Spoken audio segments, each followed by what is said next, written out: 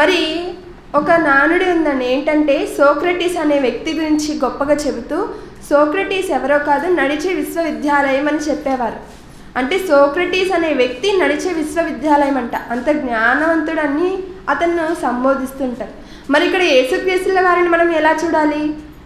యేసుక్రీస్తుల వారు అనగానే జ్ఞానము అనగా శరీరాన్ని ధరించుకున్న జ్ఞానముగా యేసుక్రీస్తుల వారు మనకు కనబడుతున్నారు. మరి యోబు గారు చెప్పారు కదా, యోబు గ్రంథంలో ఏమని చెప్పారు? ప్రాణులున్న దేశంలో జ్ఞానం ఉండదు అన్నారు. మరి యేసుక్రీస్తుల వారేమో జ్ఞానము అంటున్నారు. మరి ఏంటి రెండిటికి తేడా అని మనం ఆలోచిస్తే, యోబు గ్రంథం రాసి సుమారు 1800 సంవత్సరాల కాలం అయింది. మరి అప్పటికి యేసుక్రీస్తుల వారు ఉన్నారా, యేసుక్రీస్తుల వారు వచ్చారా అంటే రాలేదు. అంటే ఆ కాలంలో ప్రాణులున్న దేశంలో జ్ఞానం లేదు. మరి ఈ కాలంలో యేసుక్రీస్తుల వారు వచ్చిన తర్వాత ప్రాణులున్న దేశంలో జ్ఞానం ఉంది. ఆ జ్ఞానం ఎవరో కాదు, యేసుక్రీస్తుల వారే. యేసుక్రీస్తుల వారికి చాలా పేర్లు ఉన్నాయండి. అతన్ని దేవుని శక్తి అని, అలానే అతనుకు వివేచన, స్వరమిచ్చే వివేచన అని, ఇక్కడ జ్ఞానం అని ఇన్ని పేర్లు పెట్టుకున్నారు. అలానే యోహాను సువార్తలో మనకు కనిపిస్తుంది యేసుక్రీస్తుల వారికి ఉన్న మరొక పేరు ఏంటంటే వాక్యము ఉంది కదా. 1వ అధ్యాయం 1వ వచనంలో, ఆది యందు వాక్యం ఉండెను, వాక్యము దేవుని యొద్ద ఉండెను, వాక్యము దేవుడై ఉండెను అంటారు. అలానే 14వ వచనంలో చెబుతూ, ఇదిగా ఆ వాక్యం ఎవరో కాదు, శరీరధారి అయి కృపాసత్య సంపూర్ణుడిగా మన మధ్య నివసించునని చెప్తున్నారు. అనగా యేసుక్రీస్తుల వారు అనగానే జ్ఞానానికి, అలానే వాక్యానికి, దేవుని శక్తికి, వీటన్నిటికీ కూడా యేసుక్రీస్తుల వారు మనకు కనిపిస్తున్నారు మాదిరిగా. ఇక్కడ మరొక మాట మనం చూసినట్లయితే, ఆలోచించినట్లయితే, ఈ ప్రపంచంలో ఒక సముద్రం ఉంది. ప్రపంచంలో మధ్యధర సముద్రం ఉంది కదా. ఈ మధ్యధర సముద్రాన్ని బేస్ చేసుకొని 4 దిక్కులను ఏర్పాటు చేశారు. మధ్యధర సముద్రాన్ని ఆధారం చేసుకొని 4 దిక్కులను ఏర్పాటు చేశారు. ఆ 4 దిక్కులలో మనం ఉంటున్నది తూర్పు దిక్కు. అనగా బాగా ఆలోచించినట్లయితే మధ్యధర సముద్రం అనేది ఒకటి ఉంది. ఆ మధ్యధర సముద్రానికి 4 దిక్కులు చేశారు. ఆ 4 దిక్కులలో నేడు మనం ఏ దిక్కు గురించి నేర్చుకుంటున్నాం? తూర్పు దిక్కు గురించి. అప్పుడు మనం దీని గురించి మనం ఆలోచిస్తే, ఆ 4 దిక్కులలో తూర్పు దిక్కులలో ఉన్న దేశాలు ఏంటేంటివి అంటే, మనం ఉంటున్నటువంటి భారతదేశము, పాలస్తీనా, ఇజ్రాయేలు, పాకిస్తాను, ఆఫ్ఘనిస్తాను, గిజిగిస్తాను, అలానే శ్రీలంక మొదలగు దేశాలన్నీ కూడా తూర్పు దిక్కున, మధ్యధర సముద్రానికి తూర్పు దిక్కున ఉన్నటువంటి ప్రాంతాలలో ఈ దేశాలు ఉన్నాయి. మరి ఈ తూర్పు దిక్కులలో దేనికి తూర్పు దేశంలోనే ఉన్నాయి. ఇవి తూర్పు దిక్కున తూర్పు దేశాలుగా పిలువబడుతున్నాయి. మరి ఇలా పిలువబడుతున్నటువంటి వీటిలో తూర్పు దిక్కున జ్ఞానము ఉందా, మా జ్ఞానము తూర్పు దేశాలలో ఉందా అనేది కదా మన పాఠం. మరి ఈ తూర్పు దేశాలలో జ్ఞానం ఉందా? తూర్పు దేశాలుగా పిలువబడుతున్నటువంటి ఈ దేశాలలో జ్ఞానం ఉందా? జ్ఞానం ఎక్కడ పుట్టింది? జ్ఞానం ఎవరు? యేసుక్రీస్తుల వారు అని తెలుసుకున్నాం.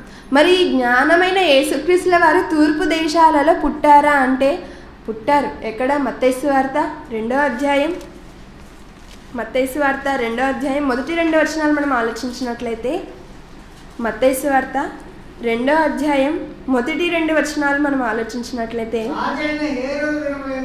రాజైన హేరోదు దినముల యందు యూదయ దేశపు బెత్లెహేములో యేసు పుట్టిన పిమ్మట, ఇదిగో తూర్పు దేశపు జ్ఞానులు యెరూషలేమునకు వచ్చి, యూదుల రాజుగా పుట్టినవాడెక్కడున్నాడు? తూర్పు దిక్కున మేము ఆయన నక్షత్రమును చూచి ఆయనను పూజింపవచ్చుమని.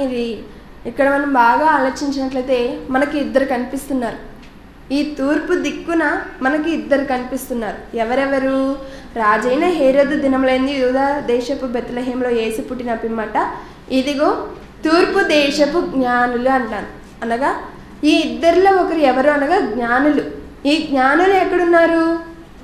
తూర్పు దేశంలో ఉన్నారు. అలానే యూదుల రాజుగా పుట్టినవాడు ఎక్కడున్నాడు? తూర్పు దిక్కున మేము ఆయన నక్షత్రమును చూచితిమి. అనగా యూదుల రాజు ఎక్కడున్నాడు? తూర్పు దిక్కున ఉన్నాడు. మనకు రెండు కనబడుతున్నాయి, ఒకటి జ్ఞానులు, ఒకటి యేసుక్రీస్తుల వారు. మరి వీరిద్దరు ఎక్కడున్నారంటే తూర్పు దేశంలోనే ఉన్నారు. తూర్పు దేశంలో ఉన్న తూర్పులోనే ఉన్నారు. అంటే ఇది అర్థం అవ్వాలంటే ఎలాగంటే తూర్పు దేశంలో ఉన్నారు ఇద్దరు, కానీ తూర్పు దిక్కున నక్షత్రం ఎక్కడైతే ఉందో, నక్షత్రం ఎక్కడ ఉంది? యూదియా దేశంలోని బెత్లెహేములో నక్షత్రం ఉంది. అది ఎక్కడుంది ఆ ప్లేస్ అంటే తూర్పు దిక్కున ఉంది. తూర్పు దేశంలో ఎవరున్నారు? జ్ఞానులు ఉన్నారు. తూర్పు దేశంలో ఉన్నటువంటి ఈ జ్ఞానులు తూర్పు దిక్కున ఉన్నటువంటి ఆ నక్షత్రాన్ని కనుగొని యేసుక్రీస్తుల వారిని చూడడానికి వెళ్ళారు. అంటే ఉదాహరణకు ఇప్పుడు మధ్యధర సముద్రంలో తూర్పు దేశాలలో ఉన్న ఒక దేశమైనటువంటి భారతదేశంలో మనం ఉన్నాం. అనగా మనము ఏ దిక్కున ఉన్నాము? తూర్పు దిక్కున ఉన్నాము. భారతదేశంలో ఉంటున్నటువంటి మనకు తూర్పున ఏది ఉంది? విశాఖపట్నం కనిపిస్తుంది తూర్పున. అలానే బంగాళాఖాతం సముద్రం కనిపిస్తుంది. మనకు బంగాళాఖాతం తూర్పున ఉంది, విశాఖపట్నం తూర్పున ఉంది. దానికి పైగా ఉన్నటువంటి శ్రీకాకుళము, అలానే విజయనగరం, ఇవన్నీ కూడా తూర్పులోనే ఉంటుంది.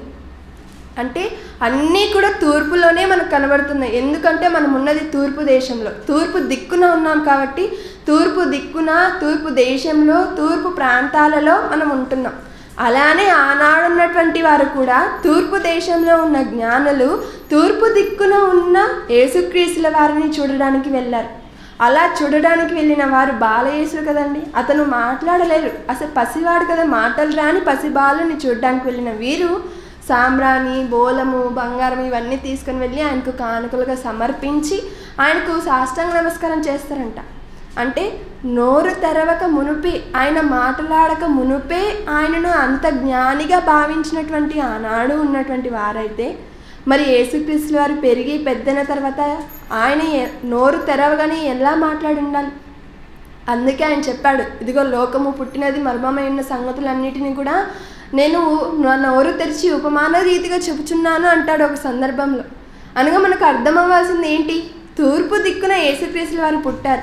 అలా పుట్టిన తూర్పు దేశంలో పుట్టిన ఈ జ్ఞాని అయిన యేసుక్రీస్తుల వారు తన నోటి నుండి అనేక జ్ఞాన సంగతులను చెప్పినట్లుగా మనకు కనబడుతుంది. మరి మరొక సందర్భాన్ని మనం ఆలోచించినట్లయితే ఒకటి క్లారిటీ అయింది. ఏమిటది? తూర్పు దిక్కున జ్ఞాని అయిన యేసుక్రీస్తుల వారు పుట్టారు అని. అనగా తూర్పు దేశాలలో జ్ఞాని అయిన యేసు పుట్టారు. మరి యేసుక్రీస్తుల వారు వారి గురించి తెలుసుకుంటే చాలా. మరి మిగిలిన జ్ఞానులు అని పిలువబడ్డ వారు ఎక్కడ పుట్టారు అని మనం ఆలోచిస్తే, మరి ప్రారంభ కాలంలో ఆది దంపతులైన ఆదాము హవ్వలను దేవుడు చేసి ఎక్కడ పెట్టారో తెలుసా? ఆదికాండం 2వ అధ్యాయం 8వ వచనం. ఆదికాండం 2వ అధ్యాయం 8వ వచనంలో దేవుడైన యెహోవా ఎక్కడంటండి? తూర్పున. దేవుడైన యెహోవా తూర్పున ఏదేనులో ఒక తోట వేసి తాను నిర్మించిన నరుణ్ణి దానిలో ఉంచెను. అనగా ప్రారంభంలో ఏంటండి ప్రతిదీ కూడా తూర్పు అని చదువుకుంటున్నాము. దిక్కులలో 4 దిక్కులు ఉన్నప్పుడు తూర్పు దిక్కుకి ఎందుకు ఇంత ప్రాముఖ్యత, ఇంత ప్రాధాన్యత అంటే తూర్పు దేశంలో ఏముందంట? జ్ఞానం ఉంది. మరి జ్ఞానం ఉందా? అది తెలుసుకోవడమే మనం ఇక్కడికి వచ్చాము. మరి ఇక్కడ ఏమని చెప్తున్నారు? దేవుడైన యెహోవా తూర్పున, అనగా తూర్పు దిక్కులో ఏదైనా తోట వేసి ఆ ఏదైనా తోటలో ఆదాము హవ్వలను ఉంచినట్లుగా మనకు కనబడుతుంది. మరి వారికి పుట్టిన జ్యేష్ఠ కుమారుడైనటువంటి కయీను తన తమ్ముని చంపి శాపాన్ని పొందుకున్న తర్వాత ఏ దిక్కుకి వెళ్ళి కాపురం చేశాడో తెలుసా? అక్కడే 4వ అధ్యాయం 16వ వచనంలో ఉంది. అప్పుడు కయీను యెహోవా సన్నిధిలో నుండి బయలుదేరి వెళ్ళి ఏదేనుకు తూర్పు దిక్కున నోదు దేశంలో కాపురం ఉండను. ఏంటండి బాబు, ఇన్ని తూర్పులు వచ్చేస్తున్నాయి. అక్కడేమో తూర్పు దేశాల్లో ఉన్న జ్ఞానులు తూర్పు దిక్కున ఉన్నటువంటి యేసుక్రీస్తుని చూడడానికి వెళ్ళారట. మరి ఇక్కడేమో దేవుడు తూర్పులో ఏదైనా తోట వేసినట్లుగా కనబడుతుంది. ఆ తూర్పున వేసినటువంటి ఏదైనా తోటకు తూర్పు దిక్కున ఈ కయీను కాపురం ఉన్నట్లుగా మనకు కనబడుతుంది. మరి ఇంకా ఏమైనా ఉన్నాయా? వీళ్ళేనా? ఇంకా ఎవరైనా ఉన్నారా అంటే ఇంకా ఉన్నారండి. ఎవరు? నోవాహు కుమారులైన షేము, హాము, యాపేతు. వీరు ఎక్కడ కాపురం ఉన్నారు? ఎలా ప్రయాణించి వెళ్ళారు? ఏ దిక్కున ప్రయాణించి వెళ్ళారు జలప్రళయ అనంతరం అంటే 11వ అధ్యాయం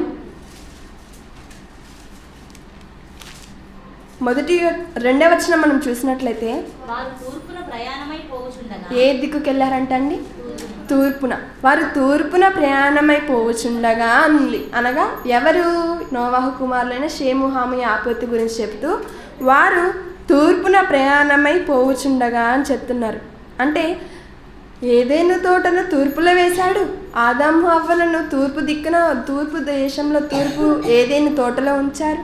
అలానే ఆ ఏదేనుకు తూర్పులో కయ్యను కాపురం ఉన్నాడు.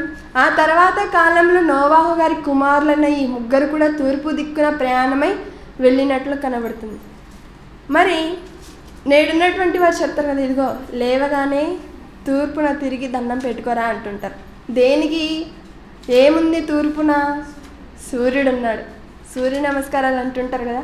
మరి అది ఏ దిక్కున వారు చేస్తారు? తూర్పు దిక్కుననే చేస్తారు. మరి సూర్యుడు ఉదయించాడా తూర్పున? తూర్పున సూర్యుడు ఉదయించాడని వీళ్ళందరూ అనుకుంటున్నారు. కానీ ఇదే తూర్పున ఏది ఉదయించింది అని మనం ఆలోచించినట్లయితే మలాకి గారు చెబుతూ, మలాకి గ్రంథం 4వ అధ్యాయం 2వ వచనం, మలాకి గ్రంథం 4వ అధ్యాయం 2వ వచనంలో, అయితే నా నామమందు భయభక్తులు గలవారగు మీకు నీతి సూర్యుడు ఉదయించును. ఎవరు ఉదయించారంటండి? నీతి సూర్యుడు. నీతి సూర్యుడు అనగానే మరెవరో కాదు, ఇతను కూడా యేసుక్రీస్తుల వారే. మరి యేసుక్రీస్తుల వారు ఎటు? ఇదిగో అయితే నా నామమందు భయభక్తులు గలవారగు మీకు నీతి సూర్యుడు ఉదయించును. అది తూర్పు దిక్కున నీతి జ్ఞానం కలిగినటువంటి యేసుక్రీస్తుల వారే నీతి సూర్యుడిగా ఉదయిస్తారు అని చెప్తున్నారు. మరి ఈ మాటలను మనం ఆలోచించినట్లయితే సూర్యుడే కాదు, నీతి సూర్యుడు కూడా ఉదయిస్తాడు అని మనకు అర్థమైంది. అలా జ్ఞానులు. మరి ఆదాము గారు జ్ఞాన. మరి ఆదాము గారిని ఎక్కడుంచారు? ఏదేని తోటలో ఉంచారు. ఏదేని తోట ఎక్కడుంది? తూర్పు దేశంలో, తూర్పు దిక్కున ఉందనుకుందాం. మరి అక్కడ ఉన్నటువంటి ఆదాము గారు జ్ఞానేనా అని మనం ఆలోచిస్తే జ్ఞానే కదండి. అతనికి హవ్వను చెయ్యాలనుకున్నప్పుడు గాఢ నిద్ర కలుగజేసి అతని పక్కటెముకలలో ఒక దాన్ని తీసి హవ్వను చేసి ఆదాము గారికి ఇస్తే ఆయన మేలుకొనగానే చెప్పిన మాటలు ఏంటి?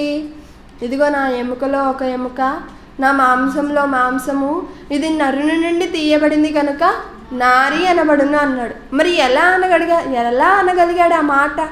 గాఢ నిద్రలో కదా ఉన్నాడు. ఇప్పుడు నేడు మనకు అనస్థీషియా చేస్తే మనము జరిగింది ఏమైనా చెప్పగలమా? చెప్పలేం. మరి అలాంటప్పుడు ఆదాము గారు గాఢ నిద్రలో ఉన్నప్పుడు జరిగిన వాటన్నిటినీ లేవగానే ఎలా చెప్పగలిగారు అంటే అది ఆ దేశానికి, దానికి ఉన్నటువంటి ఆ జ్ఞానం అలాంటిది. అలానే అదే దేశంలో పుట్టినటువంటి ఒక సొలొమోను గారు మనకు కనిపిస్తుంటారు. సొలొమోను జ్ఞాని అంటే జ్ఞాని కదా. ఎవరికి లేని జ్ఞానము సొలొమోను గారికి దేవుడు అనుగ్రహించాడు. యేసుక్రీస్తుల వారి ముందు వరకు ఈ భూప్రపంచంలో జ్ఞాని ఎవరు అనగానే సొలొమోను గారే. మరి అంత జ్ఞాని అయిన సొలొమోను గారిని పరిశీలన చేయడానికి, అతనికి నిజంగా జ్ఞానం ఉందా లేదా అని టెస్ట్ చేయడానికి భూగంతంలో నుండి దక్షిణ దేశపు రాణి అయిన షేబా దేశపు రాణి వచ్చి జ్ఞానాన్ని పరీక్షిస్తుంది. ఎలాగా? చాలా ప్రశ్నలు వేస్తుంది. ఇదిగో నీ గురించి అందరూ ఇలా అనుకుంటున్నారు, నువ్వు ఇవి చేసావంటనే ఇవి ఎలా చేయగలిగావు, అన్నిటికీ సమాధానాలు చెప్పుకుంటూ వచ్చాడు. అందులో ఒక భాగంగా ఒక పరీక్ష పెట్టింది. ఏంటది? 2 పూలను తెచ్చి అతని ముందు పెట్టింది. అందులో ఒకటి రియల్ పువ్వు, ఒకటేమో ఆర్టిఫిషియల్ పువ్వు. ఇప్పుడు ఈ రెండిటిలో నువ్వు ఏది నిజమైన పువ్వు నాకు చెప్పాలి. అలా నువ్వు నాకు చెబితే నేను నీకు జ్ఞాని అని ఒప్పుకుంటాను అని చెప్తుంది. అప్పుడు సొలొమోన్ గారు ఏం చేస్తారు? కండిషన్ ఏంటంటే దాన్ని ముట్టకూడదు, వాసన చూడకూడదు.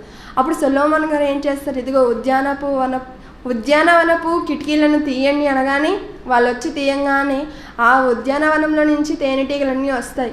వచ్చి ఏదైతే రియల్ పువ్వు ఉంటుందో దాని మీద వాలుతుంది. అలా వాలిన వెంటనే సొలొమోన్ గారు ఏం చెప్తారు? ఇదిగో ఇది రియల్ పువ్వు అంటాడు. ఆ జ్ఞానానికి, ఆ తెలివికి ఆమె చాలా జోహార్ కొట్టింది. అనగా సొలొమోన్ గారు జ్ఞానినేనా అంటే జ్ఞానే. మరి ఆయన గురించి ఎక్కడుంది అని మనం ఆలోచిస్తే 1 రాజుల గ్రంథం 4వ అధ్యాయం 29-30 వచనములు మనం ఆలోచించినట్లయితే, మొదటి రాజుల గ్రంథం 4వ అధ్యాయం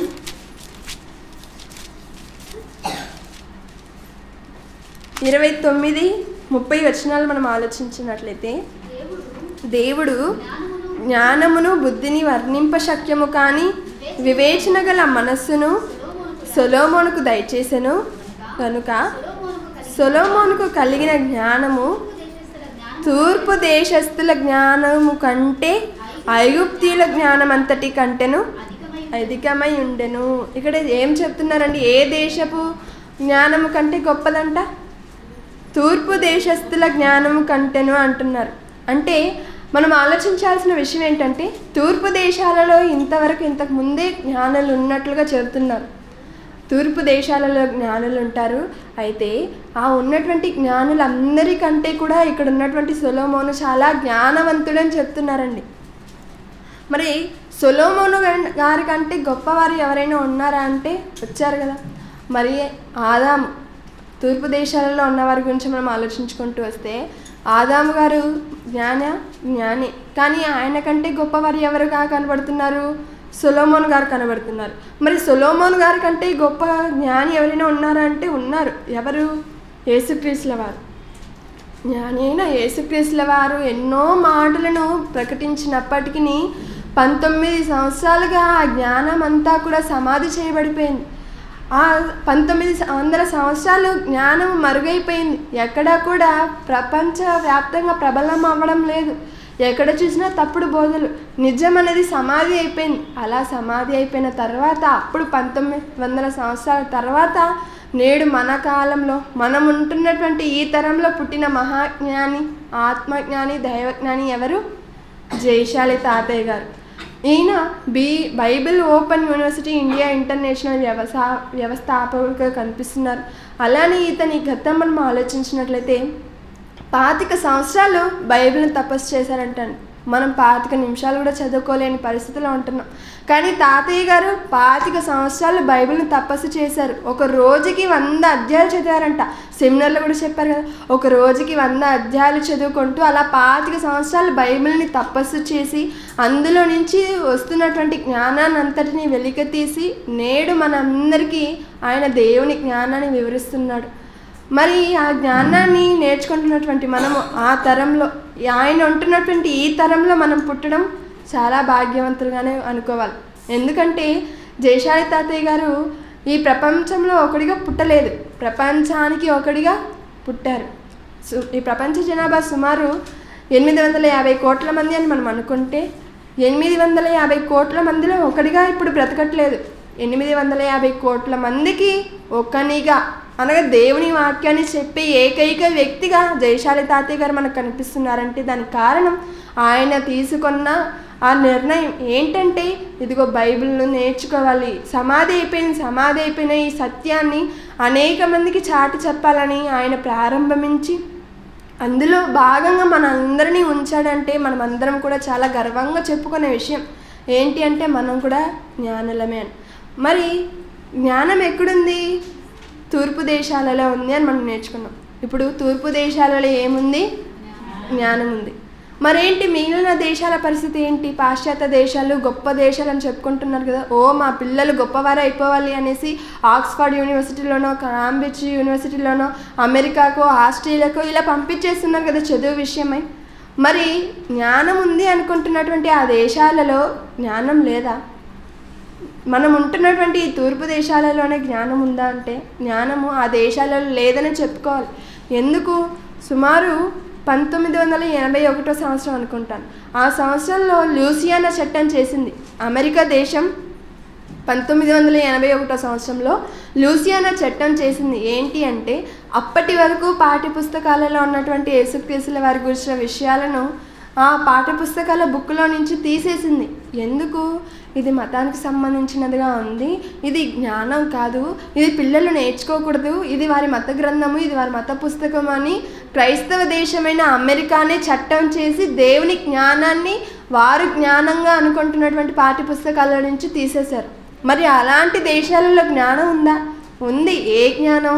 వెర్రి జ్ఞానం ఉంది, కానీ దేవుని జ్ఞానం అయితే లేదు. అలానే ఈ పాశ్చాత్య దేశాలలో ఒక్కొక్క దేశం గురించి మనం ఆలోచిస్తే ఒక వ్యక్తి ఉన్నాడండి, లియోనార్డో డావిన్సీ అని. మరి అతను ది లాస్ట్ సప్పర్ అని ఒకటి తీసి అందులో ఆ బుక్లో కానీ ఆ చిత్రంలో కానీ ఎలా చూపించాడంటే యేసుక్రీస్తుల వారిని చాలా తప్పుడుగా చూపించారు. ఎలాగా? ది లాస్ట్ సప్పర్లో యేసుక్రీస్తుల వారు మరియు వారి శిష్యులందరూ అలా వరుస కూర్చుంటున్నప్పుడు అతని రొమ్మున అతన్ని ప్రేమించిన శిష్యుడు అయినటువంటి యోహాను గారు అతని రొమ్మున ఆనుకొని ఉంటే అతనిని ఎలా చిత్రీకరించారు? మగ్దలేని మరియగా చిత్రీకరించి చిత్రం గీసి బుక్కు రాసి, ఇదిగో యేసుక్రీస్తుల వారు మగ్దలేని మరియని వివాహం చేసుకున్నాడు, యేసుక్రీస్తుల వారికి భార్య ఉంది అని ఒక తప్పుడు సమాచారాన్ని ప్రపంచమంతా కూడా వ్యాపింపజేసేశాడు. ఇతనికి ఒకడు ఉన్నాడండి, ఇతని పేరు డాన్ బ్రౌన్ అని. ఇతను కూడా రచనలు రాశారు. అంటే ఈ డావిన్సీ కింద ఇతను కూడా ఉండి దీనికి ఒక పేరు కూడా పెట్టారు, డావిన్సీ కోడ్ అని. అనగా ఒక తప్పును ప్రచారించే దేశాలుగా మరో దేశాలు కనబడుతున్నాయి. అలానే మరొక వ్యక్తి ఉన్నారు, ఒక బ్రిటన్ అధ్యక్షుడట. అతని పేరు నికోలస్ సర్కోజీ. అతని భార్య కార్ల్. ఈమెకు వివాహం కాక మునుపు 70 మంది ప్రియులు ఉన్నారంట. అంటే బ్రిటన్ దేశపు అధ్యక్షుడైన అతను చెబుతున్నాడు, నా భార్యకు వివాహం కాక మునుపు 70 మంది ప్రియులు ఉన్నారు, ఇప్పుడు నేను 71వాన్ని నేను భర్తగా ఆమెను వివాహం చేసుకున్నాను. అంటే ఎంతగా చెడిపోయాయో మనం ఆలోచించాలి. దేవుని వాక్యం వింటున్నారా? సంఘాలకు వెళ్తున్నారంటే అస్సలు ఏమీ లేవు. క్లబ్బులని, పబ్బులని, డ్యాన్సులని వారికి ఇష్టం వచ్చినట్లు వారు జీవిస్తున్నారు. అలానే మనలాంటి వారు ఎవరైనా అక్కడ ఉన్నారా అంటే ఉంటారు. మరి వారు ఎలా కూడుకోవాలి అంటే సంఘాలు లేవు, సంస్థలు ఏమీ లేవు, కేవలం ఆన్లైన్ వర్షిప్లు. ఇళ్ళల్లో ఉండి దేవుని ఆరాధించుకునే వారే కనిపిస్తున్నారు, కానీ సంఘాలకు వెళ్ళి దేవుని సహవాసంలో ఉంటూ ఆరాధించుకునే సందర్భాలు పాశ్చాత్య దేశాలలో లేవు. అలానే స్వలింగ సంపర్కం కూడా మనం చూస్తూ ఉంటాం. దాన్ని కూడా చట్టం చేసేసారు కదా, ఆడవారు ఆడవారిని వివాహం చేసుకోవచ్చు, మగవారు మగవారిని వివాహం చేసుకోవచ్చు అని ఆ చట్టాన్ని వారు నిర్ణయించి వారికి ఇష్టం వచ్చినట్లుగా వారు చెడిపోతున్నారు. మరి అలాంటి వారిలో మనం ఉండక, మనం ఈ దేశంలో ఉంటూ జ్ఞానుల కాలంలో జ్ఞానులు ఉన్నటువంటి ఈ దేశంలో ఈ తరంలో మనము బ్రతుకుతున్నాము అంటే అది దేవుడు మనపై చూపించిన కృప. కాబట్టి తూర్పు దేశంలో జ్ఞానం ఉందా అంటే ఉంది. తూర్పు దేశంలో ఏమేమి ఉన్నాయి? ఏదైనా తోట ఉంది. ఏదైనా తోటలో జ్ఞాని అయిన ఆదాము గారు జ్ఞానే కదా, మరి ఆయన గాఢ నిద్రలో ఉన్న జరిగిన విషయాలు తర్వాత ఎలా చెప్పాడంటే దేవుని జ్ఞానం ద్వారానే చెప్పాడు. కాబట్టి ఆయన ఉన్నారు. ఆ తర్వాత కయీను శపించబడిన తర్వాత ఏ దిక్కుకు వెళ్ళి కాపురం ఉన్నాడు? తూర్పు దిక్కున వెళ్ళి కాపురం ఉన్నాడు. నోవాహు గారి కుమారులు ఏ దిక్కున ప్రయాణం చేశారు? తూర్పు దిక్కునే ప్రయాణం చేశారు. సొలొమోను గారు ఏ దేశస్తులందరికంటే గొప్పవాడు? తూర్పు దేశస్తులందరికంటే గొప్పవాడు. అలానే ఆయన కూడా తూర్పు దేశస్థుడు. ఆయన తర్వాత యేసుక్రీస్తుల వారు ఎక్కడ పుట్టారని చదువుకున్న మత్తయి సువార్తలో తూర్పు దేశంలో తూర్పు దిక్కున పుట్టినట్లుగా మనం తెలుసుకున్నాం. మరి ఈ జ్ఞానులందరినీ దేవుడు ఎందుకు ఇన్ని దిక్కులు ఉన్నప్పటికీ తూర్పు దేశాన్ని ఎందుకు ఇంత గొప్ప చేస్తున్నారంటే ఈ దేశంలోనే దేవుని గురించి ప్రకటించేవారు ఉంటారు. నా పిల్లలైనటువంటి వారు తూర్పు దేశాలలోనే ఉన్నారు, తూర్పు దిక్కులలోనే ఉన్నారు. నా కొరకు హతసాక్షులైన వారు తూర్పు దిక్కులలోనే ఉన్నారు. నా గురించి ప్రకటించేవారు కానీ, నా గురించి బాధపడేవారు కానీ, నా గురించి ఆలోచించేవారు కానీ వీళ్ళందరూ కూడా ఏ దిక్కున ఏ దేశంలో ఉంటారు అనగా తూర్పు దేశంలో తూర్పు దిక్కులలోనే ఉన్నారు. కాబట్టి దేవుడు దీన్ని గొప్ప చేసినట్లుగా ఉందని. చివరిగా ఒక మాట చదువుకొని ముగించుకుందాం. కొరింథీయులకు రాసిన మొదటి పత్రిక 2వ అధ్యాయం 6వ వచనం. కొరింథీయులకు రాసిన మొదటి పత్రిక 2వ అధ్యాయం 6వ వచనంలో చెబుతూ, పరిపూర్ణులైన వారి మధ్య జ్ఞానమును బోధించుచున్నాము, అది ఈ లోక జ్ఞానము కాదు, నిరర్ధకులైపోచున్న ఈ లోకాధికారుల జ్ఞానమును కాదు గాని దేవుని జ్ఞానము మర్మమైనట్టుగా బోధించుచున్నాము. ఈ జ్ఞానము మరుగై ఉండెను అని చెప్పుకుంటూ మరలా మరుగై ఉన్న జ్ఞానాన్ని ఎవరు చెప్పారు? యేసుక్రీస్తులు చెప్పారని నేర్చుకుంటుంటాం. అంటే పరిపూర్ణులైన వారి మధ్య జ్ఞానమును బోధించుచున్నాము, అది ఈ లోక జ్ఞానము కాదు, ఈ లోక జ్ఞానము కాదు అంటున్నారు. మరి ఈ లోక జ్ఞానం ఏంటి? ఫ్రిడ్జ్లు ఎలా కనబెట్టాలి, మనిషి సులువుగా బ్రతకాలంటే ఎలా ఉండాలి, ఏవేవి కనుగొనాలి, ఎలా ప్రయాణాలు సులువుగా కష్టతరంగా లేకుండా త్వరగా గమ్యానికి చేరుకోవాలంటే ఎలాంటి పరికరమాలను ప్రయోగించాలి, అలానే ప్రజోపయోగకరమైన వస్తువులను ఎలా సృష్టించాలి, ఏవేవి కనుగొనాలి, ఈ 60-70 ఏళ్ళ జీవిత కాలంలో ఒక మనిషి ఎలా సుఖంగా జీవించాలి అని వాటిని కనుగొనేదిగా ఈ లోక జ్ఞానం ఉంది. మరి దేవుని జ్ఞానం ఏంటి? దేవుని జ్ఞానం ఈ భూమి మీదకి ఎందుకు వచ్చామో చెబుతుంది, వచ్చిన మనము ఏమి చేయాలో చెబుతుంది, చేసిన తర్వాత మనం ఎక్కడికి వెళ్తామో చెబుతుంది, వెళ్ళాక మనం ఎవరెవరిని కలుస్తామో, మన కోసం ఎవరెవరు వేచి ఉన్నారో, మనం ఎవరిని చూడాలో, మనల్ని చూడాలని ఎంతమంది ఆశతో ఉన్నారో, మనము త్వరగా చేయవలసిన కార్యక్రమాలన్నీ ఉన్నాయి. ఈ జ్ఞానము ఇంకా అనేక మందికి వెళ్ళలేదు కాబట్టి సకల జనులకు సువార్తను ప్రకటించండి అని ఇలా చెప్పుకుంటూ ఉంటున్నారు. అంటే దేవుని జ్ఞానము ఈ లోక జ్ఞానం ఒకటా అంటే ఒకటి కాదు. ఈ లోక జ్ఞానాన్ని వెర్రితనంగా కూడా చెప్పారు యాకోబు పత్రికలో. మరి అలాంటి జ్ఞానాన్ని నేర్చుకోవడానికి కాదు, కానీ దేవుని జ్ఞానాన్ని నేర్చుకున్నట్టుగా మనము ఆసక్తి చూపాలి. మరి మహాజ్ఞానము ఏ దేశంలో ఉంది? తూర్పు దేశంలో ఉంది. మనమందరం కూడా ఏ దిక్కు దేశంలో ఉన్నాం? తూర్పు దేశంలోనే ఉన్నాం. మరి ఉంటున్నటువంటి మనమందరం కూడా జ్ఞానం కలిగిన మనమందరం, జ్ఞానం నేర్చుకుంటున్నటువంటి మనందరం కూడా అనేక మందికి చెప్పాలి. తాతయ్య గారు ప్రసంగించిన ప్రసంగాలన్నీ కూడా నేడు అనేక ఛానల్స్ ఉన్నాయి కదా, BYO గారి తరపున అనేక మంది బోధకులు జ్ఞానాన్ని బయలుపరుస్తున్నారు. అలా వారు చెబుతున్న జ్ఞానాలన్నీ కూడా సుమారు 180 దేశాల వరకు వ్యాప్తిస్తున్నాయి. మరి అలాంటి వారి దాంట్లో కూడా మనమందరం కూడా పాలిభారమై ఉంటూ మనం నేర్చుకుంటున్న ఈ జ్ఞానము మనతోనే అంతం కాక అనేక తూర్పు దేశాల్లో తూర్పు దిక్కున మనము జ్ఞానులం. ఒకటే అర్థమైంది ఏంటి? తూర్పు దేశాలలో ఉన్న మనము జ్ఞానవంతులము, గొప్పవాళ్ళమని తెలుసుకున్నాం. మరి మిగిలిన దిక్కుల్లో మిగిలిన దేశాల్లో ఉన్న వారి పరిస్థితి ఏంటి? వారికి ఎవరు ప్రకటించాలి, ఎవరు చెప్పాలి అంటే జ్ఞానం నేర్చుకుంటున్నటువంటి మనమే వారికి జ్ఞానాన్ని బోధించాలి. కాబట్టి ఈ జ్ఞానం తూర్పు దేశాలలో జ్ఞానం ఉందా అంటే ఉంది అని తెలియజేసుకుంటూ ఈ నా మాటలను ముగిస్తున్నాను. అందరూ